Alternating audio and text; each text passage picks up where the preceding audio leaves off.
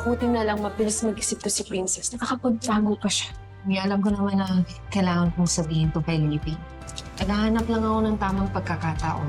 Princess, magiging maayos din ang lahat. Maraming salamat sa tulong mo, Miss Sherlyn. I was detained here 17 years ago, 17 years is a long time. I suppose. Wala na ako masyadong kakilala. Hindi ko kaya. Hindi nila ako mapapatawad.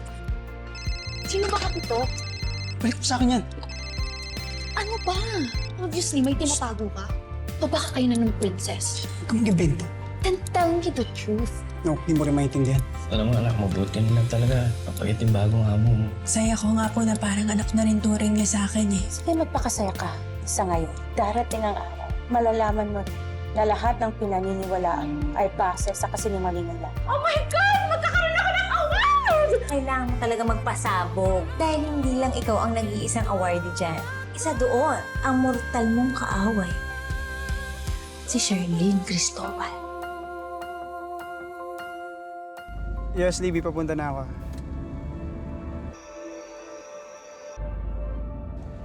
Yeah, mamaya tayo mag-usap. Sige.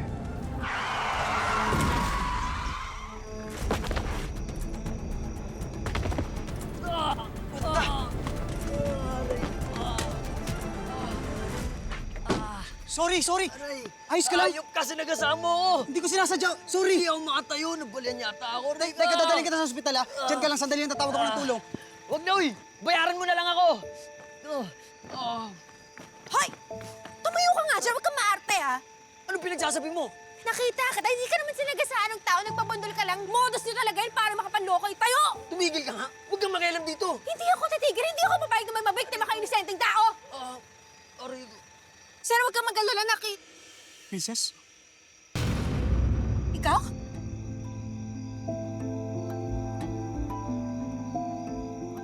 Anong ginagawa mo dito? Pataan lang ako, hindi ko naman alam na ikaw yung driver.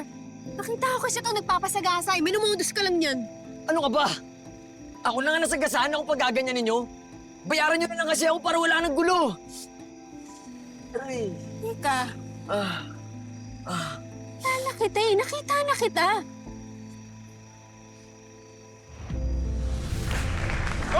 Gino! Basta na? Okay lang po. Kasama mo? Ito, kasama ko si Mama. Ate! Ang laki niyo na! Tama, ikaw nga yung dalaw ni Pusoy. Pusoy?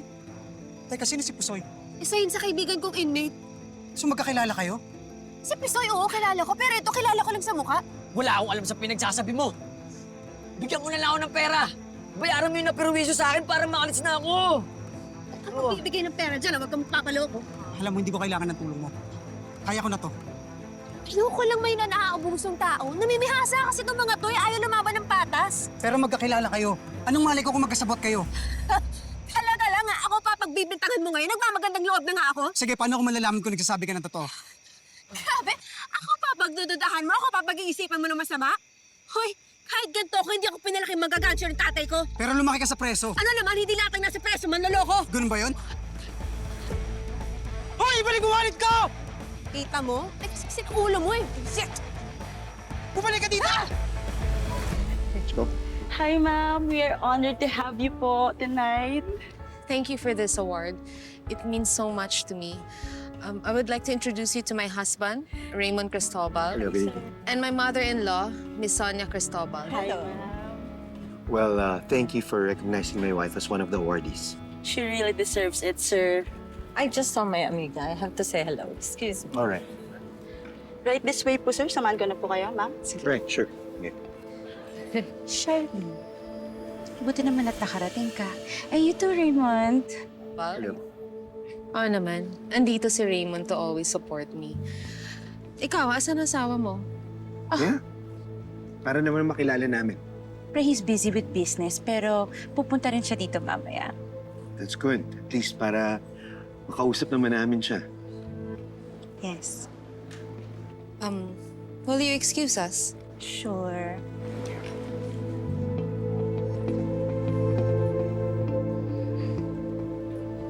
Hi, it's nice to see you. Hello, hi. Nakakainis talaga yung babae na yun. Pinapamukha niya talaga sa akin na close sila ng asawa niya. Eh, anong magagawa mo? Yun yung katotohanan.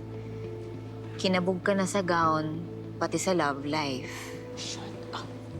Mahaba pa ang gabi. Babawi ako. Tsaka ba't parang wala yung anak nila? Di ba dapat kasama yun? Kung ano, yun ba yung mama ni Raymond? Oo.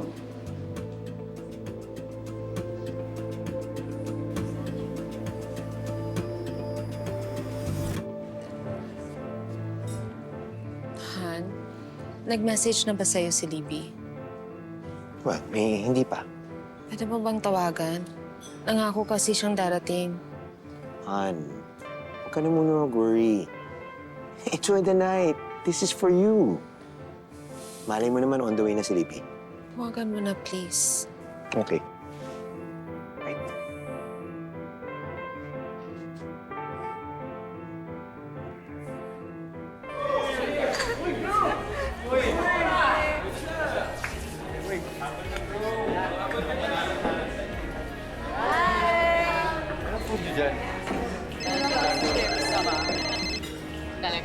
Hello, asan ka na? Hello? Ano, asan? Nasa awarding ceremony sa kami ng mami mo. Ikaw, nasaan ka? OMG, I'm so sorry. Tonight na ba yun? Yes. We're here already. Hinahanap ka na ng mami mo.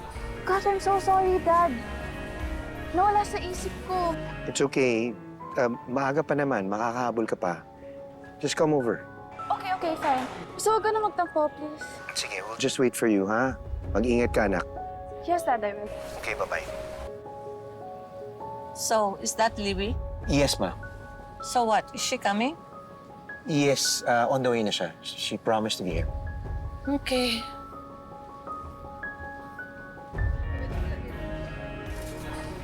Anong sabi ni Xavier? Malapit bukas.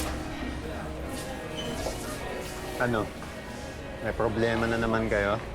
Pwede ba? Ayokong pag-usapan. I need to go. Bakit ba kasi nagtsatsaga ka pa dito sa Savior na yan? Eh, baka mo rin. Ha? Uy, teka lang. Kakastart lang ng party, oh. Saan pupunta?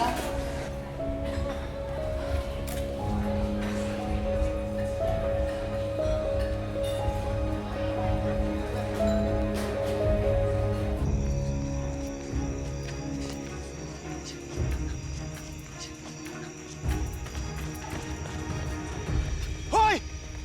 Balik mo wallet ko! Wala ka nang kawala.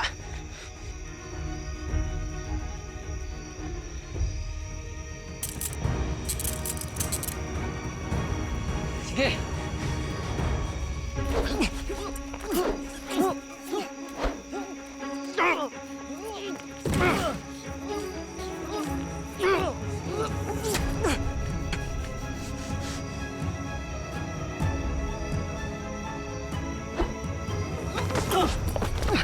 Sa susunod, kikilalanin mo papanggin mo! Lampa! Hoy, bumalik ka! Sige, ano? Ha? Xavier! Okay ka lang? Okay lang ako. Kaso nakuha yung wallet ko dahil sa'yo. Ako? Bakit ako? Kunwari ka pa. Taktik niyo yun ang kasama mo para makonfuse ako. Engot ka pala eh. Bakit pa kita tutulungan kung kasabot ako? Ewan ko. Siguro para may makuha ka pang iba. Wow, ang tindi naman ng imagination mo. Alam mo, kung hindi mo kailangan ng tulong ko, kung ayaw mo, sabihin mo. Hindi ko naman kailangan sayangin oras ko sa'yo eh.